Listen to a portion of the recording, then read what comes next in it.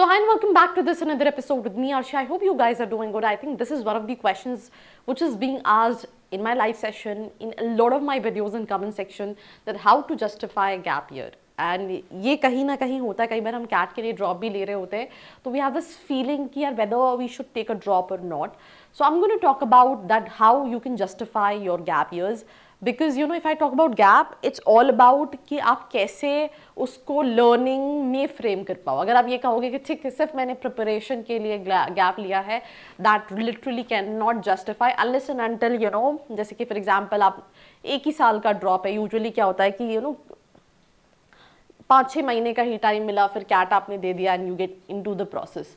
सबसे पहली चीज़ होती है कि लेट्स इन केस अगर आप बहुत ज़्यादा टाइम नहीं स्पेंड करना चाहते हो जॉब में, तो आप इंटर्नशिप कर सकते हो. तो worked in a company to learn about specific field, gain hands on experience and improve practical skills. So that is something what you can specify, that is something what you can do in terms of you know your gap years.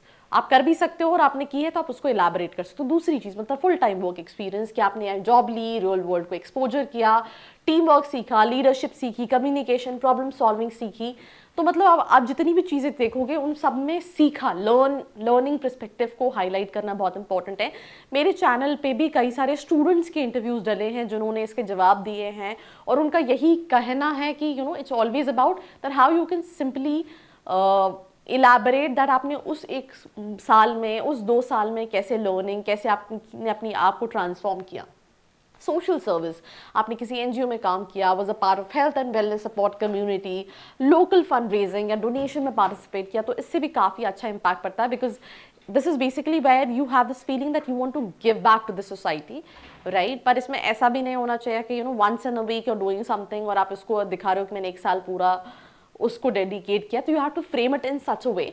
Social service के बाद अगर हम बात करें तो online courses आप कर सकते हो. ऑनलाइन कोर्सेज अगर आपने किए हैं तो आप उसको इलाबरेट कर सकते हो, but they can ask you cross questions related to those courses. जैसे कि फॉर एग्जांपल कई सारे कोर्सेज होते हैं 6 महीने 4 महीने के, जैसे कि यू नो बिजनेस एनालिटिक्स हो गया, डेटा एनालिटिक्स हो गया, हो गई, और आई मीन अभी एआई से रिलेटेड कई सारे कोर्सेज हैं. तो आप उनको भी कहीं ना कहीं कर सकते हो. जैसे कि यहाँ पे लिखा है generative AI, marketing, data analysis, ऐसे कोर्सेज आप कर सकते हो.